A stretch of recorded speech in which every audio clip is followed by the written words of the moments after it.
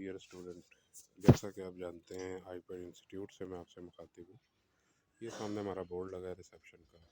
गाड़ियों का काम हो रहे हैं, लोग अपने काम पे लगे हुए हैं। ठीक है, काफ़ी ज़्यादा जगह है हमारे पास। वो वर्कशॉप का बोर्ड लगा है हमारा। तो इस इधर अंदर हमारी क्लासेस होती हैं, इस दरवाज़े से अंदर। तो बेसिकली बताने का मकसद ये है कि आपको यहीं पे क्लासें मिल जाती हैं और यहीं पे वो प्रैक्टिकल होता है। आपको कहीं दूर नहीं जाना।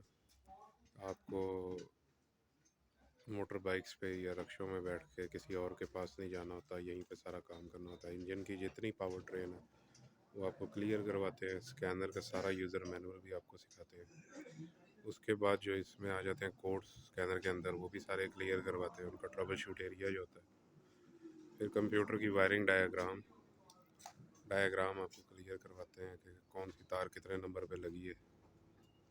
तो जनरल ट्यूनिंग इसमें आ जाती है, इंक्वायरी शीट आ जाती है। काफ़ी चीज़ें इसके अंदर ऐसी हैं जो दूसरों से मुनफरिद होती हैं और आपको हम करवाते हैं। तो आप लोग आएँ यहाँ विज़िट करें, इंशाल्लाह अच्छा लगेगा।